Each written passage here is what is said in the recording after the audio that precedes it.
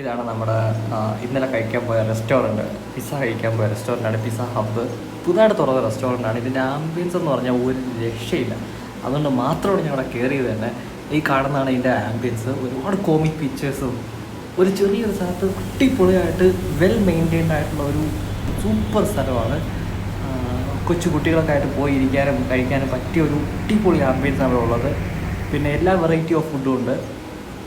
പിസ്സയിലെ തന്നെ എല്ലാ വെറൈറ്റിയും veg non veg ആയിട്ട് എല്ലാം ഉണ്ട്. പിന്നെ ബർഗറുണ്ട്, ഫ്രൂട്ട്സ് ഉണ്ട്, ഫ്രൂട്ട് ജ്യൂസ് ഉണ്ട്, ഐസ്ക്രീം ഉണ്ട്, എല്ലാ സംഭവങ്ങളും ഇവിടെ തന്നെ കിട്ടും. പിന്നെ ഞാൻ ഇന്നലെ ഓർഡർ ചെയ്തത് ഒരു വെജ് പിസ്സയാണ്.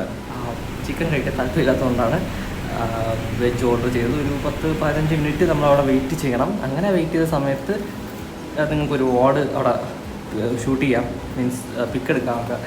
സമയം അങ്ങനെ പോകും. പിന്നെ പിസ്സയെ പറ്റി പറയുകയാണെങ്കിൽ ഒരു 100% സാറ്റിസ്ഫാക്ഷൻ ഞാൻ ഒരിക്കലും പറയത്തില്ല. അതിന് ചീസിൻ്റെ ക്വാളിറ്റിയിൽ എനിക്ക് കുറച്ചു അതൃപ്തി ഉണ്ട്.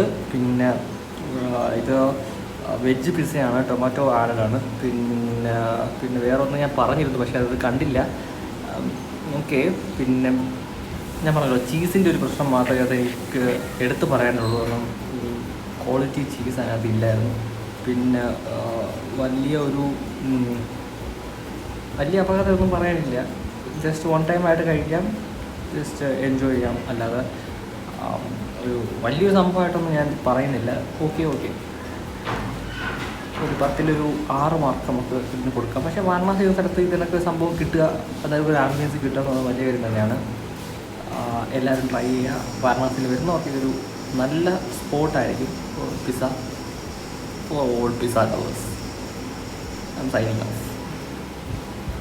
ഇതാണ് കഴിച്ച പിസ്സയുടെ അവസാനത്തെ ഭാഗം. ഓക്കെ, കൊള്ളാം. പക്ഷേ ചീസും കൂടെ നല്ലതായിരുന്നെങ്കിൽ അടിപൊളിയായിരുന്നു. So by.